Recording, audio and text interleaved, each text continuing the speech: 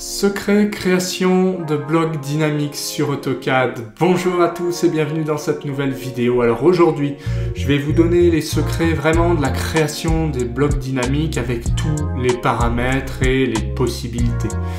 Alors, avant ça, pensez à vous abonner à la chaîne si ce n'est pas déjà fait et activer les notifications pour ne rien louper. Donc, bienvenue sous l'environnement AutoCAD, restez bien jusqu'à la fin de cette vidéo. Pourquoi? Parce que je vais vous donner l'ensemble des secrets et surtout je vous donnerai toutes les astuces et un lien vers des blocs, des bonus. Donc vous pourrez directement rejoindre une formation plus poussée si le cœur vous en dit, parce que là, certes, vous allez apprendre sur un exemple, mais ce que je vous propose par la suite, c'est carrément des exercices, des exemples et le bloc ici présent en cadeau. Donc, là, ce qu'on peut dire, c'est que concrètement, les blocs dynamiques permettent d'étirer, comme ceci, sans rentrer dans le bloc. Si je fais régène, vous voyez, vous pouvez récupérer des dimensions. Si ici, je mets 30, eh bien, il va me mettre 40 par 30. Et puis, vous voyez, donc les hachures vont changer. Donc, et je peux aussi, alors ça, vous l'aurez, en cliquant sur le lien que je vous donnerai, accès à plusieurs affichages différents, avec la possibilité de faire un fil 10 ici, régène, donc ça fait, rayon de 10, ça fait phi 20, des décaissés avec des annotations, etc. On peut faire aussi des décaissés EP et rajouter une réservation circulaire puisqu'il s'agit en fait du même bloc. Donc vous voyez, les possibilités sont énormes et on va s'appuyer sur cet exemple-là pour vous apprendre à créer ce bloc. Bien sûr, il n'y aura pas toutes les fonctionnalités, on n'aurait pas le temps dans cette vidéo, c'est pour ça que je vous propose une vidéo beaucoup plus longue derrière, avec les secrets de gestion d'affichage. Nous, on va se cantonner à cet affichage-là, rectangulaire, avec annotation ou sans annotation. Ensuite, on peut rajouter autant de paramètres qu'on veut, c'est juste une histoire de temps. Alors, ce qu'on peut dire, c'est que la création de blocs dynamiques sur AutoCAD est à la fois simple et complexe. C'est complexe parce que y a des paramètres à connaître, et c'est simple parce que ce sont en fait toujours les mêmes paramètres, c'est-à-dire paramètres de visibilité, paramètres de distance, paramètres d'alignement, paramètres de déplacement, bref. Je vais vous montrer un petit peu tout ça, mais grosso modo, la première chose qu'on va faire, c'est créer un objet. Donc là, je vais réinitialiser le bloc. Alors, pour créer l'objet, soit on repart de 0, soit on copie le bloc, et moi, je vais utiliser la commande burst. Burst, c'est mieux que décomposer. Pourquoi? Parce que, vous voyez, ça vous permet de garder les couleurs, les calques, etc. Enfin, ça vous convertit les textes, les attributs en texte. Alors que décomposer, vous pouvez essayer, vous perdrez les couleurs, etc. Je vais vous montrer si vous faites décomposer. Voilà. Vous perdez en fait le bénéfice d'avoir des textes directement, puisque ça n'a plus lieu d'être. Donc voilà. Alors, ce qu'on peut dire, c'est que finalement, bon, là, le décomposer pour moi ira bien dans le sens où je vais recréer un bloc derrière, donc pourquoi pas? Comme ça, je n'ai pas tous les objets à changer de calque. Sinon, j'aurais dû les mettre dans le calque 0. Pourquoi? Eh bien, au passage, tout ce qui est dans le calque 0 permettra, vous voyez ici, de changer de calque. Par exemple, poutre, rouge, ou alors de forcer la couleur, jaune. Voilà. Alors, comment c'est possible? C'est que quand vous sélectionnez vos objets, donc mes deux polylignes, si je suis en 0 et en du bloc, ça veut dire que à l'extérieur du bloc, donc dans Objet, je pourrais modifier un certain nombre de choses. Si je suis en calque axe, il restera complètement en axe. Et si je force la couleur, alors là, je ne pourrai plus changer la couleur. Même si elle est en du calque, ça prendra que du calque. Si demain, je veux changer la couleur, je dois me mettre en du bloc. Comme ça, ici, je peux choisir ici le calque. Vous voyez, poutre rouge et je peux forcer la couleur. Donc c'est très très pratique. Même si j'ai choisi un calque, je peux encore forcer. Donc voilà pourquoi on se met toujours en calque 0 déjà, dans le calque 0 et en du bloc, comme on le voit ici. Le reste, je force un axe. Pourquoi? Parce que lui, dans tous les cas, il sera dans un calque axe. C'est, on va dire, un objet secondaire. C'est pareil là pour la hachure qu'il y a dedans. Elle est, de toute façon, peu importe. J'ai forcé une couleur. Voilà. Donc vous mettez bien ce que vous voulez. Si vous voulez que le pochage suive le calque, évidemment, il sera de la même manière. On peut hériter les propriétés. Il sera comme ça. Mais bon, c'est une question de choix. Alors maintenant, ce qu'il faut, une fois qu'on a un objet, il faut déjà le transformer en bloc. C'est la première étape. Pour ça, il suffit de taper la commande bloc, de faire un nom, vous mettez bien ce que vous voulez, moi je vais mettre Reza, et ensuite vous faites choix des objets. Donc objet, choix des objets, c'est ça, et je fais entrée. Donc si je fais OK, a priori c'est bon, on voit que mon bloc est créé. Ceci dit, j'ai pas mon point de base. Je vois pas mon point de base, mais peu importe, c'est pas très grave. Alors, qu'est-ce qui s'est passé? Il m'a mis dans un calque texte. Donc déjà, je peux le mettre dans un calque Reza. Ça commence à ressembler à quelque chose, sauf que j'ai pas tous les paramètres. J'ai rien du tout. C'est ce qu'on appelle un bloc basique. Ce qu'on va faire, c'est que maintenant, on va devoir rentrer dans l'éditeur de bloc et mettre des paramètres. Pour rentrer dans l'éditeur de bloc, on sélectionne le bloc et on fait un clic droit, éditeur de bloc, tout simplement. Donc voilà, maintenant on est dans l'éditeur de bloc et on voit les objets ici, donc dans le calque 0 et du bloc, ça nous va très bien. Le reste, c'est dans le calque axe, et puis les hachures sont ici, dans le calque 0, certes, mais avec une couleur qui est forcée. Donc, la première chose qu'on doit régler, c'est un paramètre de, je dirais, de distance. Alors, si on regarde un peu tous les paramètres qu'on a, eh bien, on a déjà des paramètres là, linéaires, avec le cadenas. Ça, ce sont plus des paramètres pour contraindre un objet. Et ceux-là seront plus des paramètres pour contraindre plusieurs objets, en gros. Voilà. Ça, ce sont vraiment des contraintes dimensionnelles et ça, ce sont des paramètres.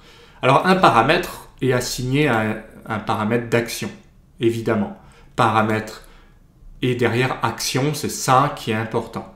Donc, pour commencer, on va souvent utiliser le paramètre linéaire. On peut définir un point de base. Donc le point de base, par exemple, pourrait être soit un axe, soit le bord de la trémie. Ici, ça me va bien. Et donc, si je ressors de l'éditeur, je verrai que mon point ici me permet de déplacer déjà le bloc. C'est un premier point. Ensuite, vous voyez les paramètres de visibilité, de consultation. Donc là, on va s'intéresser aux paramètres déjà linéaires. Paramètres de points, ça sera plus pour déplacer des points. Ou des, ouais, pourquoi pas. Paramètre linéaire, lui, est très pratique puisqu'il vous permettra de déplacer, eh bien, d'étirer en fait. Donc je vais cliquer déjà 2 points. Donc je vais cliquer de là à là. Et je vois qu'il me demande ensuite de placer comme une cote. Donc je vais cliquer ici. Alors il me demande le nombre de poignées. Donc attention à ça. 2 poignées, ça veut dire que je vais en avoir une ici et une là. Sauf que en général, il y a déjà un point de base. Donc c'est comme ça vous permet de déplacer. Donc ce que je vais plutôt faire, c'est lui dire de mettre une poignée. La poignée, elle est de ce côté-là. Donc attention à ça. Une fois que c'est fait, je peux très bien sélectionner le paramètre et aller dans Propriétés. Alors, point de départ, ça va, ça me dit en fait que je vais étirer par rapport à ce point-là. Donc je vais faire un étiré, il va prendre ça et je vais partir plutôt par ici, vers la droite. Si je règle maintenant milieu, ce qui va se passer, c'est qu'il va étirer à la fois à gauche et à droite. Comme je ne veux pas que mon point ici bouge, je ne vais pas utiliser milieu. Milieu serait bien pour un poteau si on veut bouger un poteau de part et d'autre, mais pour ma résa, ce que je vais faire, c'est plutôt laisser la possibilité de bouger que dans un sens. Ça sera déjà bien sympathique. Maintenant que j'ai un paramètre ici, je dois utiliser un paramètre d'action. Comme ici je n'ai pas d'action, je peux très bien double-cliquer. C'est plus possible une fois qu'on a une action. Mais là, je n'ai pas d'action. Mais sinon, rien ne m'empêche de dire qu'ici, je veux étirer et je sélectionner le paramètre, celui-là. Alors, là, il va me dire spécifier un point paramétrique à associer à l'action. En gros, je peux choisir ce point-là ou ce point-là. Comme j'ai qu'un paramètre d'étirement, c'est plus logique de partir de ce côté-là pour faire un étirement. Si je clique ici, il va partir de l'autre côté, ce qui est complètement illogique. Je clique ici. Maintenant, il me demande de faire un premier coin du cadre de l'étirement. En gros, il faut cliquer, faire une sorte de boîte, donc de là à là. Pourquoi? Parce que il va comprendre que tout ce bloc peut bouger vers la droite.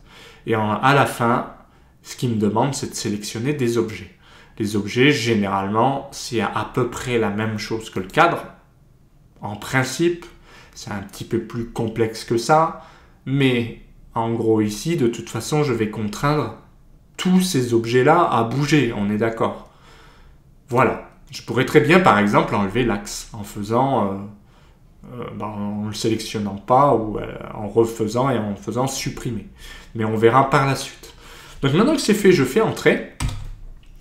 Et je vois mon action ici. Donc, paramètre, action.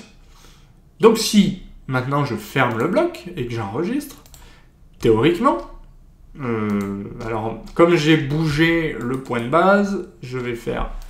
Vous voyez, il s'est remis beaucoup plus loin. Donc, je vais juste le ramener à côté. Voilà, il était parti. Donc, ça, c'est mon bloc de base complet. Et ça, c'est le bloc qu'on vient de créer. Donc, point de base, d'accord. Et ici, j'ai mon paramètre d'étirement. Je peux mettre 30 ou 40 cm. Donc on voit qu'effectivement, ce que j'ai sélectionné, donc tous ces objets-là, ont bougé vers la droite. Aucun problème. On verra par la suite comment déplacer des choses ici. Ça fera l'objet du cours complet. Pour l'instant, ce que j'ai envie de faire, j'ai refait clic droit éditeur de bloc, ce que j'ai envie de faire, c'est tout simplement les enlever pour simplifier un petit peu la chose. Parce que déjà, ce qu'on va essayer de faire, c'est de mettre plusieurs paramètres. Donc maintenant qu'on a fait celui-là, on va faire la même chose ici. Donc je clique de là à là, je place, je fais une poignée, donc 1, entrée.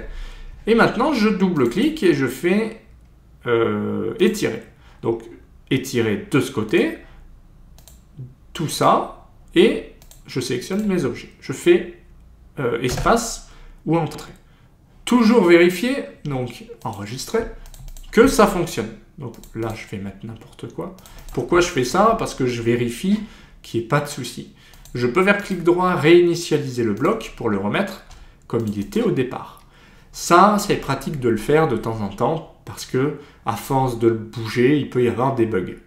Voilà. Par exemple, si vous le bougez comme ça et qu'après vous le bougez comme ça, parfois il y a des objets qui ne suivent plus. Bref, dans ce cas-là, vous faites réinitialiser le bloc.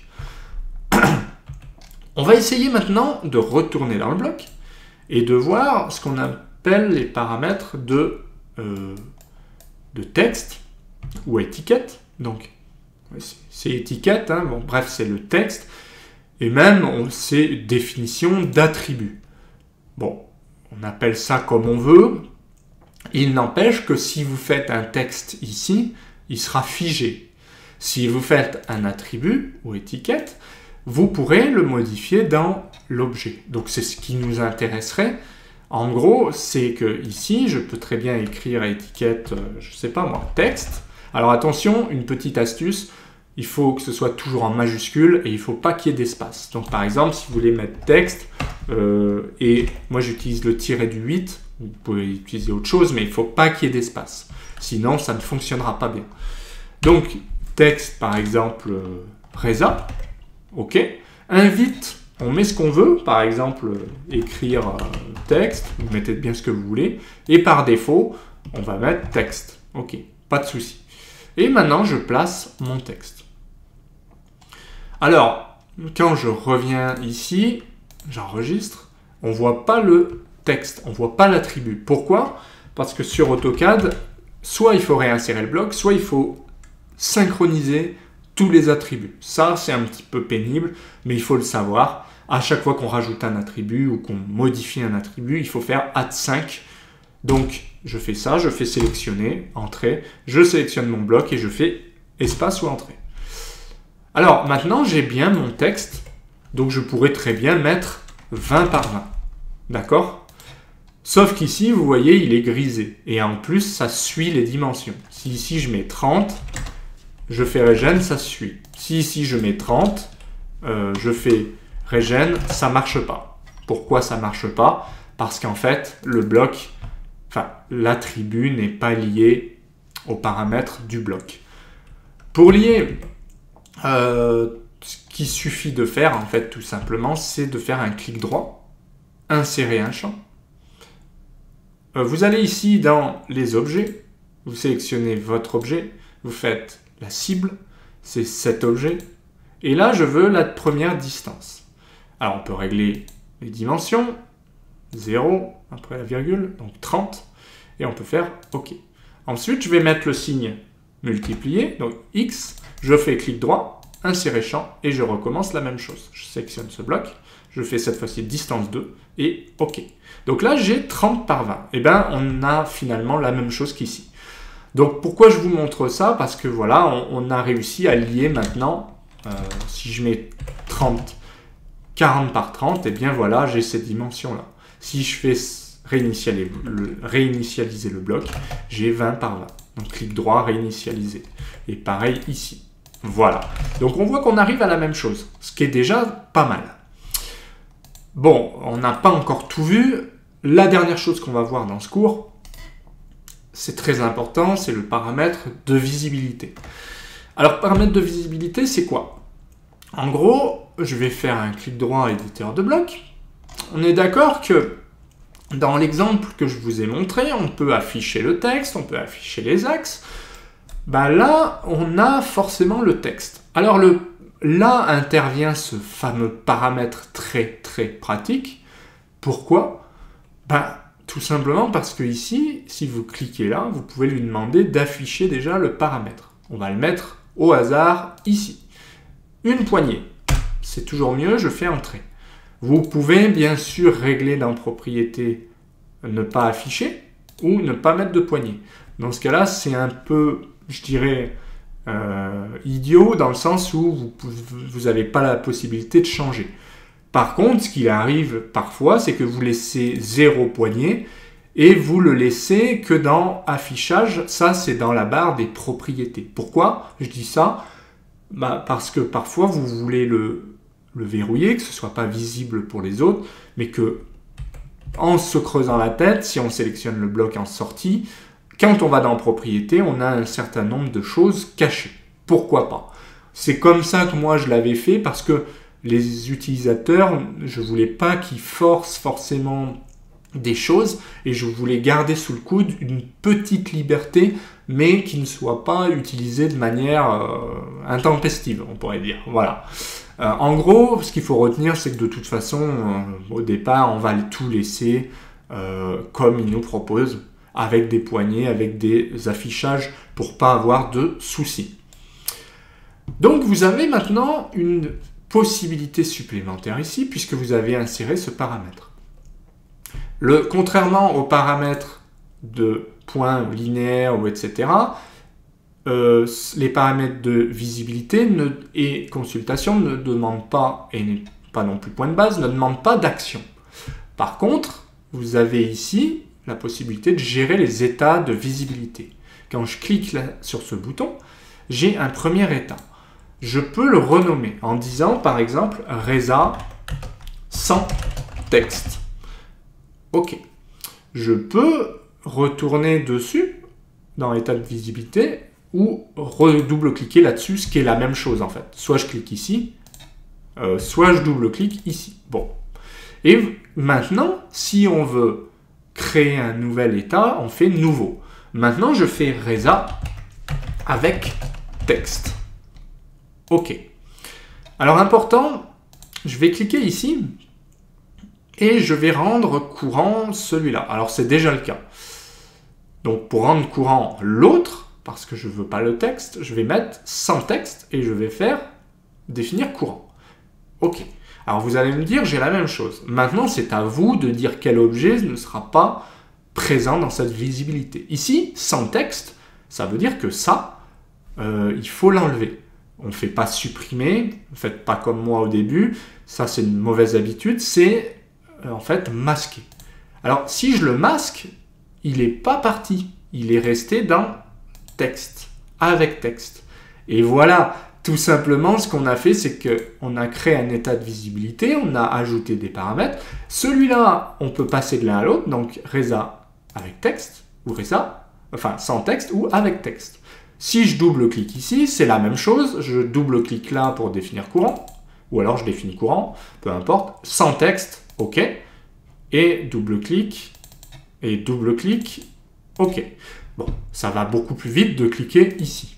Donc maintenant, je fais fermer éditeur de bloc. Et quand je clique sur avec texte, j'ai le texte. Quand je clique sur sans texte, j'ai pas le texte. Donc même si je fais une Reza qui fait 40 par 25, je fais regen, il ne se passe rien. Par contre, si j'affiche mon texte, j'ai du texte, tout simplement.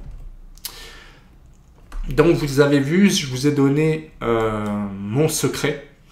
Et c'est quand même pas rien, puisque ici, bah, vous allez pouvoir faire vos blocs dynamiques avec ça. Vous avez vu, c'est vraiment très pratique. Donc là, c'est un exemple et c'est le premier cas, on pourrait dire. Sauf que là, bah moi, je me suis arrêté là, quoi. Avec annotation, bon, on a mis avec texte ou sans texte, peu importe.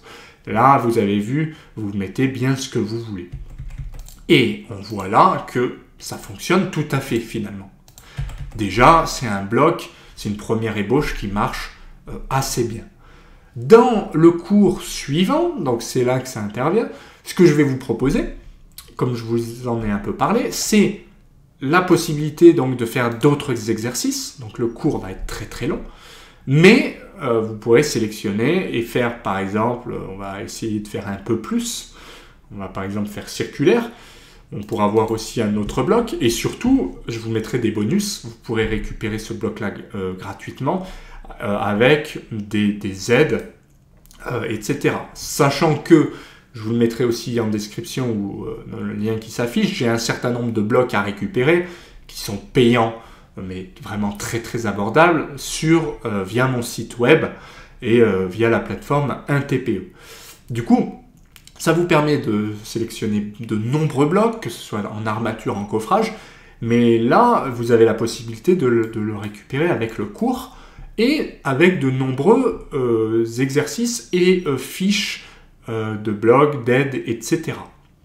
Sinon, si vous voulez, vous avez accès à d'autres formations via mon site web toujours pour apprendre à faire des choses un peu plus particulières. Et si vous avez besoin du gabarit, je vous affiche aussi les liens en description et en commentaire qui vous permettront d'utiliser par exemple GCB où il y a déjà des vingtaines de blocs comme ça qui sont prêts à l'emploi. Donc ça dépend de ce que vous voulez. Merci en tout cas d'avoir suivi cette vidéo. Si ça vous a plu, pensez à mettre un petit pouce bleu, pensez à commenter, à laisser votre avis. Voilà, en description, en commentaire. Sinon, important, pensez à vous abonner à la chaîne et activer les notifications pour ne rien louper. Et je vous dis à bientôt pour d'autres vidéos. Allez, à plus, bye!